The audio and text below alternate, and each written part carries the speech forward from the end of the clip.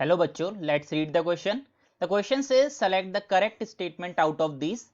So let's read the statements one by one. एक एक करके सारी statements देखते हैं. The first statement is A.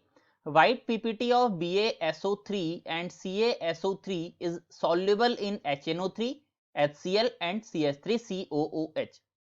तो देखो यहाँ पे ये जो हमारा BaSO3 यानी कि बैरियम SO3 देन CaSO3 ये हमारे स्ट्रॉन्ग एसिड में स्ट्रॉन्ग एसिड में तो हमारे ये स्लाइटली सॉल्युबल होते हैं. स्ट्रॉन्ग एसिड्स में क्या होते हैं, ये हमारे स्लाइटली सॉल्युबल होते हैं, स्लाइटली सॉल्युबल. बट अगर बात करी जाए वीक एसिड में, तो वीक एसिड में दे आर नॉट सॉल्युबल. तो यहाँ पे CH3COH हमारा वीक एसिड है, इसलिए यहाँ पे ये स्टेटमेंट हमारी गलत हो जाएगी. Let's read the second. On standing, the precipitate BaSO3 is slowly oxidized to sulfate and then become insoluble in dilute mineral acids. तो यहाँ पे again this statement is again false because जो BaSO3 है this is not oxidized to sulfate when exposed in the air. तो आपकी second statement भी गलत हो जाएगी. Let's come to the third. Let's see what is third statement, that is when excess of SO2 gas is passed into the solution of BaSO3 and CaSO3 then white turbidity disappears. तो ये वाली statements हमारी actually correct है. Why? Because we can see, देखो C statement को अगर देखें यहाँ पे तो हमने एक्सेस ऑफ SO2 को ले रखा है यहाँ पे. Let take any one of them, यानी कि CaSO3 को लेट टेक यहाँ पे. तो जब इसके साथ हम SO2 को एक्सेस में लेते हैं, यानी कि SO2 जो गैस है when we react in excess, तो यहां पे जो CaSO3 का जो व्हाइट कलर होता है, जहां पे व्हाइट पीपीटी का जो बनता है मिल्की कलर, वो आपका खत्म हो जाता है. ठीक है, तो वाटर के साथ रिएक्शन होगी और जब ये रिएक्शन हमारी यहां पे परफॉर्म होती है, so we are getting CaHSO3 का whole twice which is basically colourless.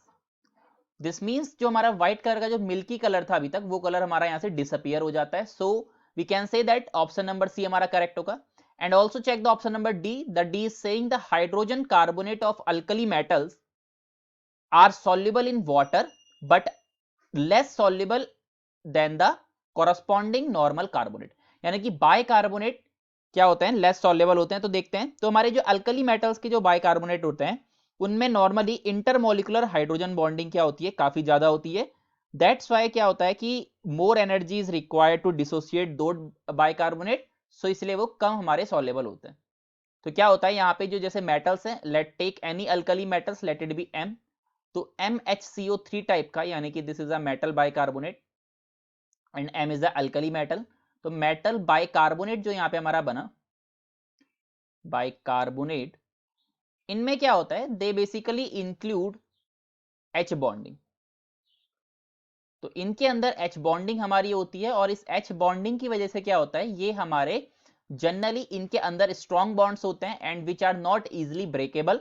That's why क्या होता है, ये पानी में हमारे लेस सॉल्युबल होते हैं रादर देन हमारे metal carbonate, that is MCO3. तो MCO3 के कंपैरिजन में यहाँ पे ये हमारे ज्यादा यहाँ पे क्या होंगे, वाटर सॉल्युबल होंगे, सॉरी लेस वाटर सॉल्युबल. तो this will be less water soluble, तो ये हमारे less water soluble, water soluble. So again the fourth statement is correct. It is saying bicarbonates are less soluble than carbonate. So it is correct due to the hydrogen bonding. तो हमारे जो correct statements हो गई, that is option number C and option number D. So the correct answer for this question is option number C and D. I hope you understood it well. Best of luck.